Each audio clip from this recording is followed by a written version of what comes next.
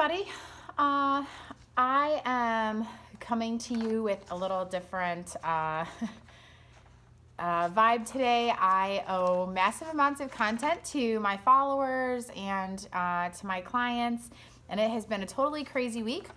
So rather than getting to build a video for all of you, when I am wide awake and working to you in the morning and fresh off my coffee buzz. It's late at night and I am rocking a baseball cap today. I've had a super busy day. I've been traveling for the last 5 days. I'm doing some fantastic stuff with my daughter. If you follow me in any version of social media, you saw some really great pictures of my daughter competing at the highest level that she's ever competed at 17, almost should be 18 next week, 18 years old. And so it's going to bring me to my coaching topic here in just a minute. But so we've had a crazy couple of days, and so I'm working really hard to get you some content. And this is where I'm at. I'm meeting everybody where I'm at today, and so hopefully my apparel doesn't offend anyone professionally. So please, if you have not gotten on and seen some of the cool pictures, give me just a minute to mom brag and send my daughter some congratulations or some well wishes on her pictures of she and her steer. They did compete last week at the North American International Gathering of Beef Cattle, and she did phenomenal. You can check out the green sawdust if you've never seen it before. It is something that both children and adults strive to get to go to, and at 17 years old, my daughter went, competed, fought like crazy, did well, placed very high, and it's an experience she's still beaming about.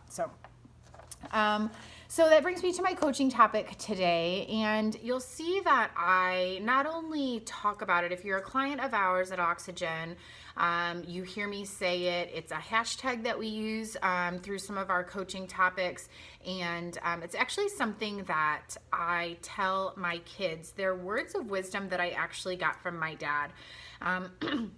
And I know it probably starts to sound a little bit like, wow, does she have anything that she didn't learn from her dad? And I do, but I like to give him a lot of credit.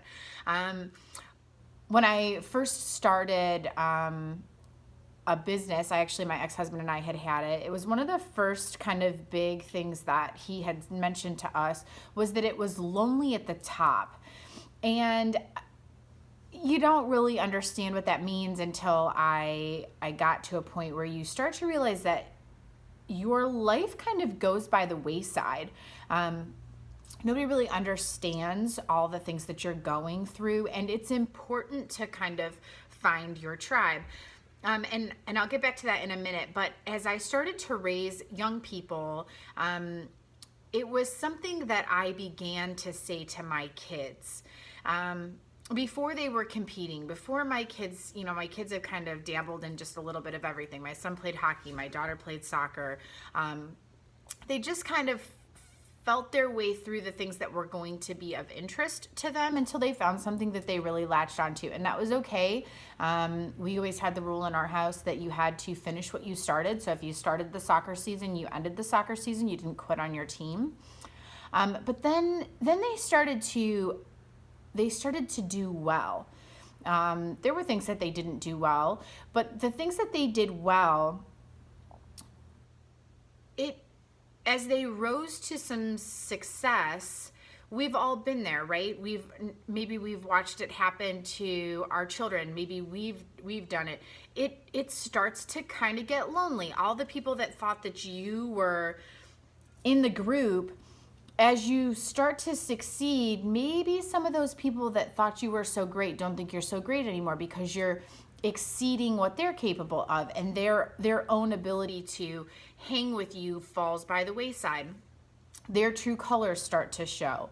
And as we're parenting, it's, in my opinion, it was important to explain to my children that gracefully, you can be better. It's okay, but you must gracefully be better. And then it got hard.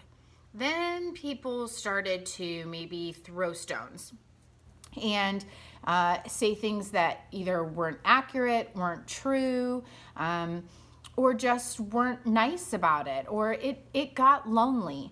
And especially when you have a teenage daughter, that stuff can get catty fast, as if women aren't hard enough on each other to begin with. Then for teenagers, add social media.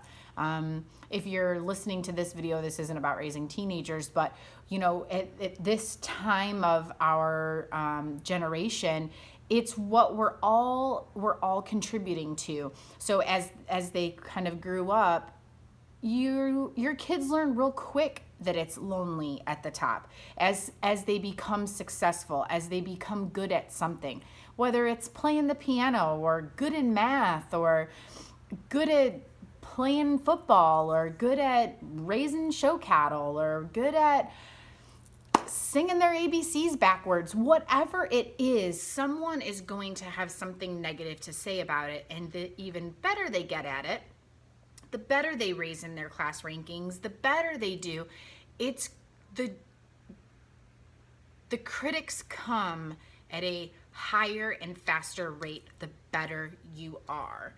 And so it's important that our children and even our employees or our significant others have enough personal conviction that they're okay, that, hey, I am good at this and I did the hard work to be able to say this is my achievement, and not from an arrogant perspective, but from a humble perspective that, hey, this is what I do and I'm good at it.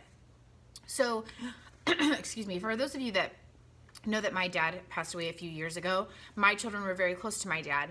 And when my children compete, or specifically my daughter competes, and I have these things to say to her, it is a little bit of wisdom from her papa to say, hey, listen, he is here with you. And his wisdom in this moment is it's lonely at the top, but the top is not a bad place to be. So, this has always been kind of a coaching place for my daughter.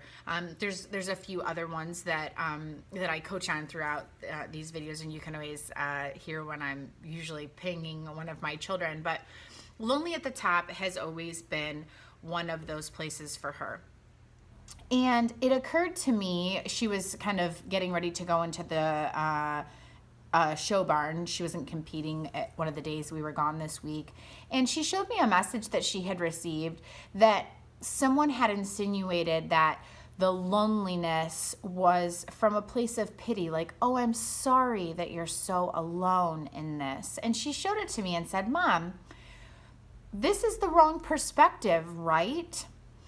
And I read the chain of messages, and it occurred to me that loneliness is either an asset or it can be, depending on your perspective, it can be thought of as pity.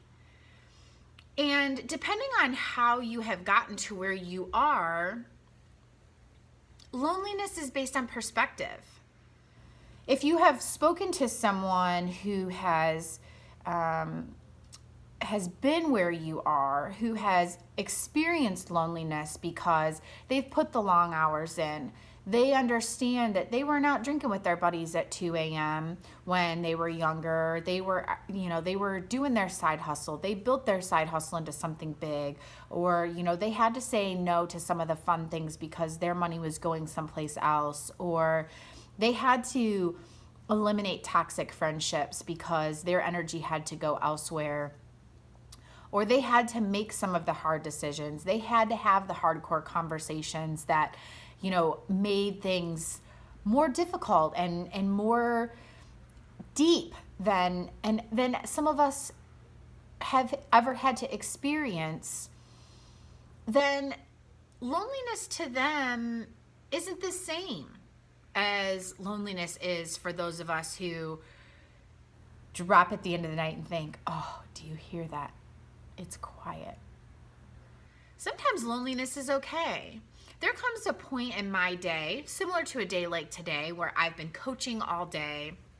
I've taken on some new ventures, which we'll get to at some point in my coaching series here, that require me to be around extra numbers of people. And I need time to be able to develop content like this. I need time to be able to sit and work on my business. That is a alone amount of time, and alone is a little bit different than lonely, but those are things that I need, and I can't let those go because I need someone to understand I need to be in a group of people.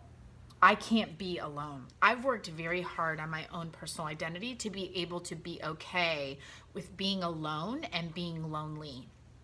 There's a ton of growth in being lonely.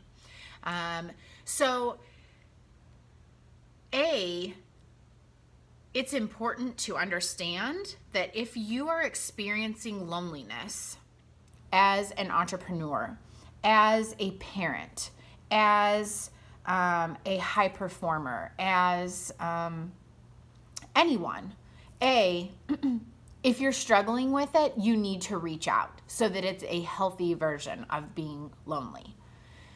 B, being lonely is about perspective, and it is about understanding the experiences that got you there, not about pity. People who understand loneliness, this is kind of like when we talked about setting big goals in our last training video. No one is ever going to judge you that has gone through this process. If you tell me today, hey, I'm feeling alone, I'm feeling like I need to do something differently, I can sit in that with you because I've been there. I've been there multiple times. I've been there in the good and the bad, and I've been there in different processes, in different capacities, and I understand that. Other people, you will know right off when you say to them, I'm in this space and it's lonely. And if they go, oh God, girl, you need friends. Yeah, that clearly right off, you will know. That is someone who does not fully comprehend what you are talking about. That is someone you need to seek understanding. Someone that you are looking for in your tribe like that, you're looking for someone that will seek understanding from you. And at the same time, those people, I heard somebody say recently that you need to find a room of people that roots for you. And I thought, ooh, I really like that. Because, we talk about, oh, you're like the 5 people that you spend the most time around, and, it can be lonely and all this. But there comes a time where we need to find a room that we know we can walk into and everybody is going to cheer for you. They might think that you have got the biggest, most, out of this world dreams, but girl, I got you. Let's hustle. Let's figure this out. Man, I believe in you. You got this. You need to know where you can find that room. And I will tell you that if I am your business coach and you are currently a client, you know that I typically am in that room for you. You might have to have a gut check every once in a while, but normally I am in that room for you. And I can be that type of person. There are plenty of people, though, I know who I can go to when I need that, and I know who I shouldn't go to when I need someone to root for me. People who understand this loneliness, I want to make sure that when we are identifying those types of people, and if you're trying to figure out if you're a person who views loneliness as an asset or pity, that these are people who they understand the fear of work that is needed. So I want to sit on this for just a minute. As an entrepreneur, as a high performer, or as a parent. And I think that those are probably, this will pertain to anyone. But when we talk about fear, this is a really big topic, and we've talked about it a couple times, and it will continue to surface because fear comes and goes, and it ebbs and flows. It comes and goes with the weather. But I think that when you are someone who understands loneliness as an asset, you are also typically someone who understands fear in terms of how much work needs to be done. So let me just give you a couple of examples. If you bring me a project that's huge and I look at you and go, really? Like, I just am not sure, and I'm all that. Now, I am a super decisive person. I mean, I can make big decisions with lots of commas in those numbers, and you know, the more numbers, the easier it is for me to make a decision. However, my holdback or my fear in some types of those projects typically comes in, I know the work, I know the commitment I give a project like that, and what it takes to bump up a business. I know what it takes to bootstrap something. I know. So my holdback is, do I have it in me to really give it my all? It's not, is somebody going to tell me no? It's not, is somebody going to tell me no and I hate my mama? Not, oh my gosh, I might stumble. Not, oh my gosh, it might cost me money. Not, no. That is not what we are talking about. We are talking about types of people who struggle with, if I say yes, is there enough of me to get it all the way to the end? This is a caliber of person who is ready to give it their all the way, 100-yard touchdown, whatever kind of sports analogy you need, go for all the yardage. That is typically the type of person that is understanding it's lonely at the top. And these are the types of, this is the mental shift. If you look at yourself and you think, oh God, I'm so lonely and it's so horrible and I'm not sure if I can keep going, fix it. And I say this with all of the love in my heart for you. Being lonely is not a pity party. It is not the world's tiniest violin. Being lonely is an asset. There is no luggage. I had one of the first women that I ever worked for. I love this girl. She could call me tomorrow and tell me that she needs something, and I would be on my way to Tennessee, which is currently where she lives. And she used to say, she had two sayings that still resonate in my mind every time I think of her. She used to say, I will tell you the minimums, I am going to train you to the maximums, and you can decide where you want to be in the middle, which, hello, fantastic. And then she used to say, girl, I'm going places, and you could just hang on to my coattails and I will take you with me. And she still to this day is setting new, I mean, like, that girl, I don't know what it is that she has not done in this world, but she does. And she will take anybody with her on her journey. That is it. Those are the people. She will take you with her, but there's nothing in her way going all the way. The last thing that I want to make sure that is a important thing to identify about being someone who understands loneliness as an asset is that those people surround themselves with people that identify their blind spots. So this was very hard for me, and I will tell you that I understood something about my dad after he passed away when it came to this, because I never fully understood that this was possible. When you have a dad like I did, and you lose him the way that I did, there's holes in the story. And I work behind my dad's desk. I have very vivid pictures of how my dad worked and, all that. So like I said, without everyone thinking that I idolize this man to the ends of the world, he's flawed and all kinds of other things. But when you seek people who can identify your blind spots, it is, I did not understand that until my dad was about 55. He then got his business to a point where he realized, hey, he wasn't good at, A, B, C, and D. And so he found people to be those confidants, to be those people who could say, hey, you need help here, here, here, and here. And those people helped grow his business from one level to the next. And he was 55 years old at that point.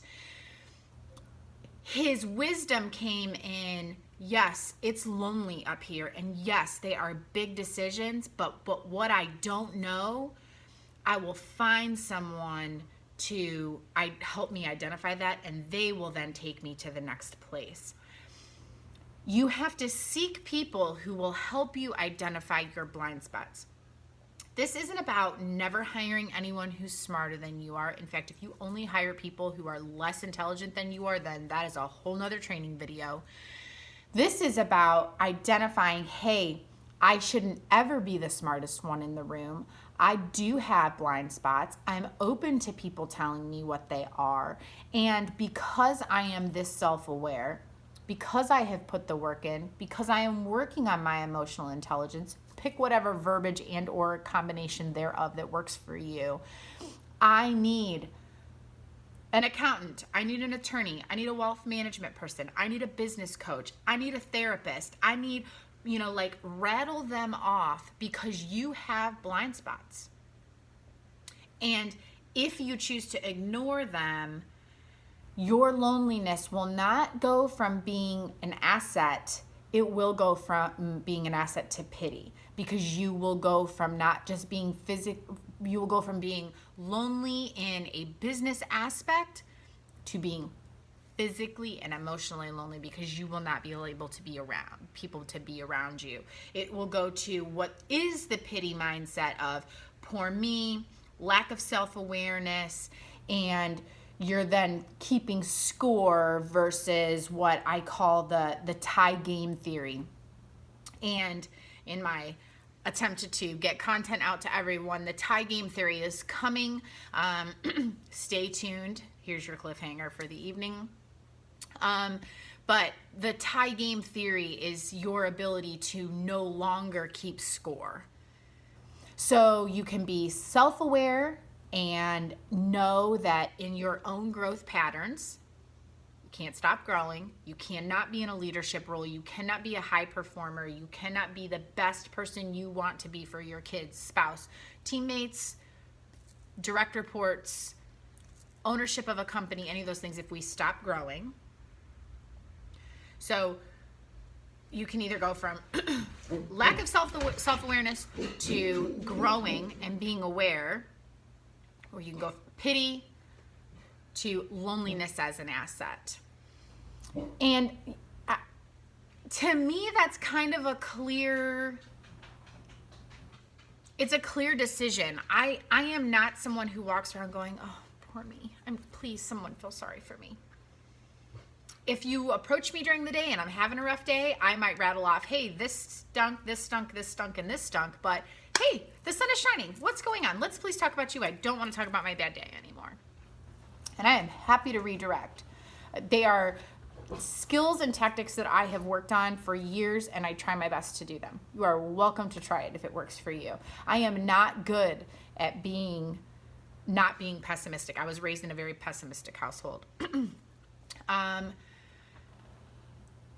But in turn, I don't want to be like that. I understand the loneliness. I work with all of you.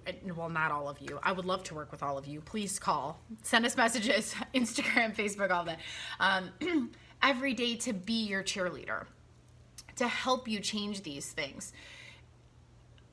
The asset side of being lonely, does it stink sometimes? Yes. I mean, I'm going to be completely honest with you. It's late at night. I have a baseball cap on. I did not do my hair today, and I'm tired. Yes, it's lonely. But there are great things that come out of it. I have people succeeding every day because I have the mind capacity to be able to do it. I'm not worried about what everybody else is thinking about it. I got it here for you guys. So find the room that roots for you. I would love to be a part of that room. If I'm not, find it. Please, for your own sake, find it. It's okay for it to be lonely at the top, but please don't do it from a pity perspective. It's an asset. And like I tell my kids, know that you did your hard work to get there. The likelihood that you were born with a golden pacifier in your mouth and you're watching my videos is probably slim to none. If you are, I would love to hear from you. Please comment below, and I would love to know that too, because that's kind of fantastic, and that probably means that you're some kind of I don't know, queen or king or something, and I'm gonna think that that's pretty cool. But you worked hard, and this isn't about, you know, some mantra or affirmation or something that I think that is overrated and that you just keep telling yourself and eventually it works and you make millions. It does not work like that. Does it work a little? Sometimes when you're having a bad day, yes, sometimes it does work, but it's not going to be the tools and tricks that get you where you want to go. It's not going to be the little tiny things that take your business from, you know, right here to way up here as I knock my hat off. You're gonna want big stuff. And the first thing is that it's okay. It is going to be lonely at the top. So for today, a short video, understand that I'm going to tell you it's okay for it to be lonely at the top. Make sure that you understand it's an asset. Don't throw a pity party for yourself. And if you are unsure where you're at on that spectrum, whether it being an asset or a pity party, send us a message. We're happy to coach you. I'm super excited to tell you that the tie game theory is coming out. I am so excited about this.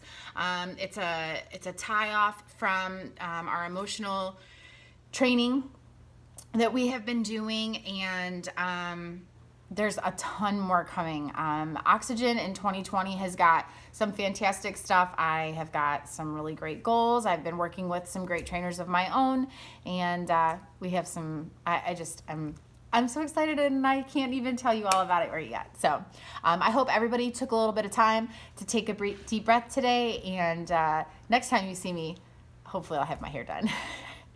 Thanks everybody, have a great day.